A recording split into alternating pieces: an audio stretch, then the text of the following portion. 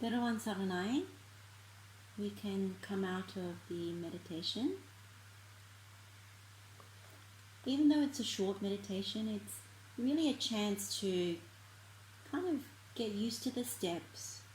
Buddha has this way of meditating, seeing when it is there, admitting when it is there, cleaning it, using the right medicine, and knowing how it arose as well, and then delighting when you've actually cleaned it or when you've overcome it, or at least subdued it in some cases. With the five hindrances, they always pop up, and so I think it's very useful to actually practice these things. So I think in the second session, what I'd like to do is practice a little bit more, maybe remind each other a bit more. So I'm going to attempt to try and get through most of this, because I'm not sure whether everyone will be here for the next session. And so for the children, I definitely want to try and cover as much as possible. So we'll move on. So ill will, what we were saying was, it was like resentment, mental hate, when you're not happy with somebody else, and so you kind of have ill wishes towards them.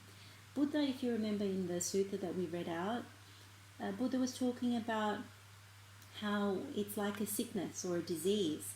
And usually what happens here is that we have lots of sick perceptions about people that we keep rolling around in our minds. Our minds keep flooding with, whoever this person is, they did me wrong, or they're hurting someone I love, or what have you, something like that.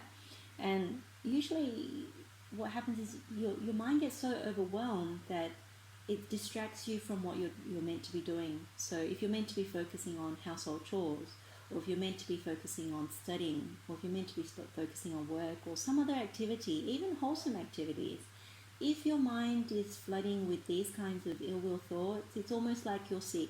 So a bit like this young boy in bed, it's pretty much like you're sick. Now, where it comes from, there's this sutta that Buddha talks about 3 different triads, and those that have heard this before will be familiar. So, when we're not happy with someone and we have ill wishes towards them, usually it's like they've done something to me before, they've hurt me in the past, or they're hurting me now, or they'll hurt me in the future based on what they did before. Or it might be, this person is, hurting, has hurt my loved one in the past. They've hurt my parents or my friends or my pet. And then you think, they'll hurt them now, or in the future they'll hurt them. So that's the other, 3 things that you might think.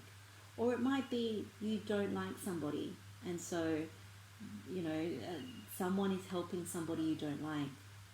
Somebody is helping someone you don't like right now, and then somebody will help somebody you dislike in the future.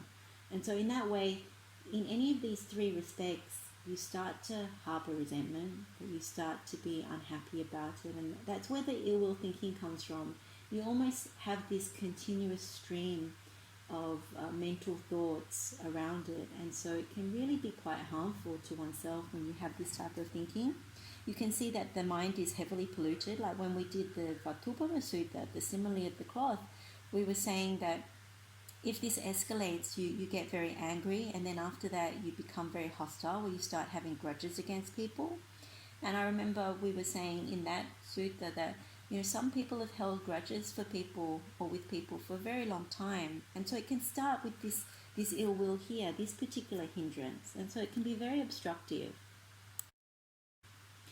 Now, what Buddha says about this illness is that, supposing you are ill and then you recover from the illness or the affliction, then after that, food becomes agreeable, your body gets stronger, and then you would be happy and glad when you get better from being sick. We all know that, like when we have a cold or when we have a sore stomach or something. When we're sick, we're actually quite miserable and very, very negative.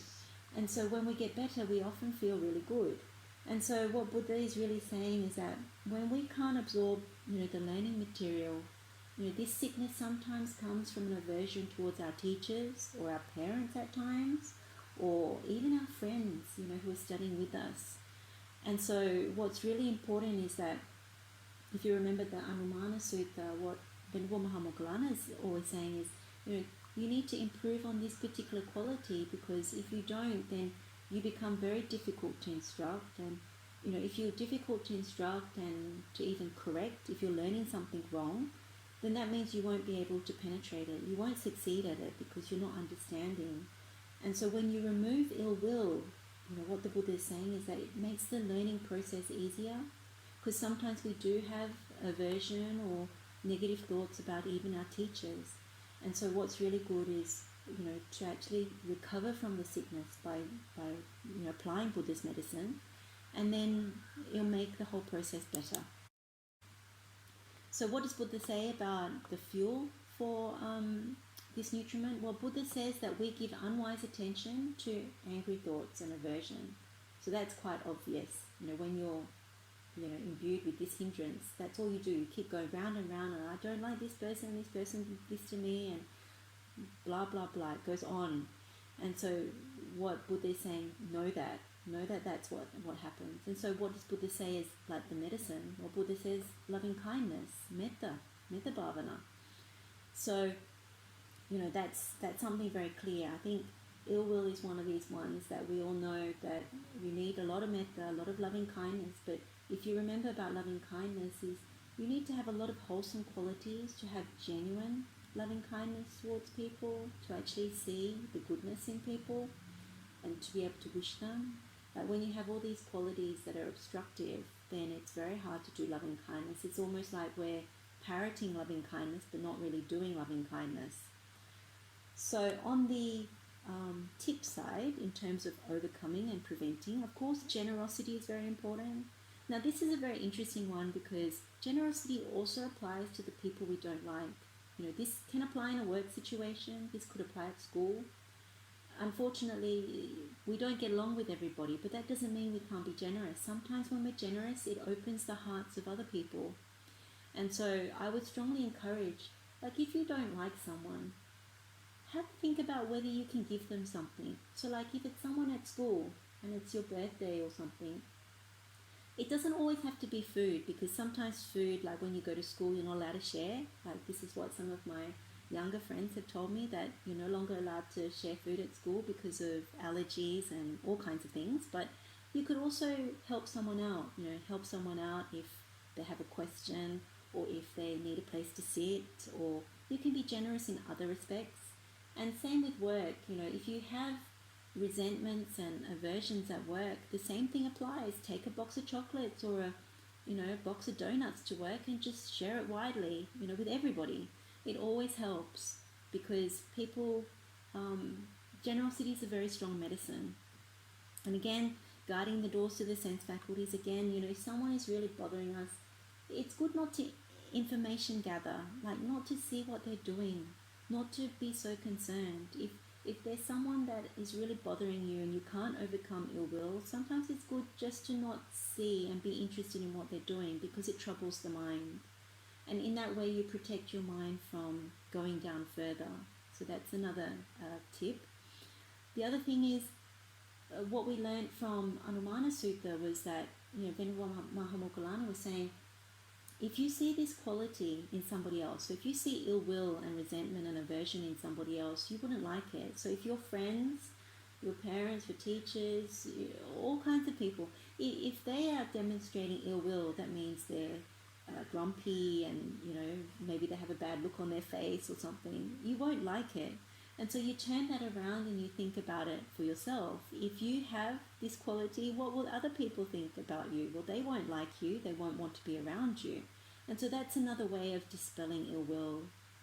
Now, there's the formal metta meditation. So if you can learn how to do that, that would be very, very good, because metta bhavana teaches you wholesome qualities and not to harm other people, not to bear grudges, seeing that they're also in the same predicament as you. So most of the time we forget the people that we don't like, they're in the same predicament. Now from a children's perspective, you see your friends, they're in the same predicament. They have to study, they have to learn, they have to listen to their parents, they have to listen to teachers, all kinds of things. And for adults, it's a similar thing, except in our case, when we study the Buddha's teachings further, we understand that we're in the predicament, as with the children as well, that we're all subject to old age, sickness, and death. You know, we mustn't forget that's where we equalize everybody, and that's how we're able to spread method to everybody. That when we're all the same, that we're all in the same predicament, that it becomes easier to see why are we holding a grudge? Why do we wish harm? This predicament is bad enough already. You know, this endless cycle of samsara. And the other part of ill will is contemplating being the owner of our karma, heir of our karma. So Buddha talks about kusala, akusala. If you do wholesome things, then you bear the fruit of those wholesome things. You'll be the owner of it, the heir to it. But if you do unwholesome things, such as like ill will thinking, and then if you act on the ill will, like getting into a fight or other things, then you're the owner of that too, that unwholesome karma. So it's good to also think about that. If I do this, you may not see it straight away, but sometime down the track, what Buddha says is there is a cause and then there is effect. There will be some sort of fruit ripening. So if you're harsh or you know, nasty to people, then there's something that will happen in the future that is not to your liking. It may not be exactly the same, but it's important to know that there is this law of karma. And that's why Buddha always encourages wholesome conduct. And so the next one is when you associate with good, virtuous friendship, you know, when you have good friends who are wholesome, who are doing good, being good, then that encourages you. And they won't let you go astray. They'll always encourage you on the good side. And that is only for your benefit, because good friends always want something that is beneficial to you. They don't want you to get into trouble. And of course, that is also very helpful to studying as well, that they will encourage you to subdue these not so good things. And then the other one is to investigate how we get sick. I mean, this one is kind of obvious, that if we're swirling with thoughts about ill will, mentally we're getting sick.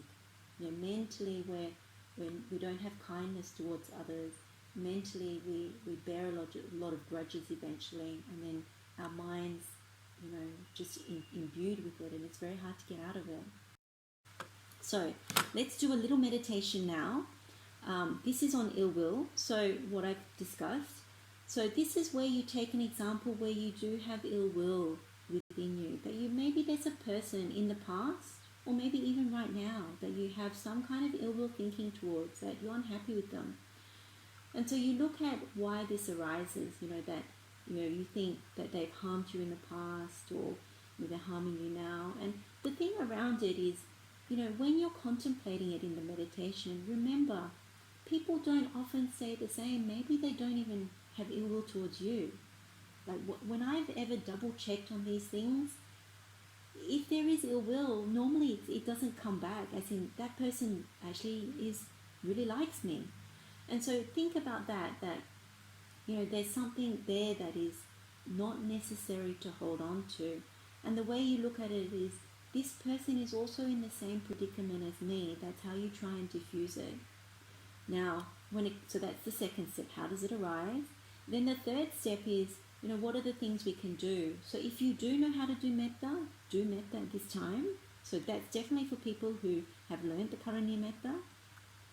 But if you haven't, that's okay. I think it's also good to contemplate it as a sickness.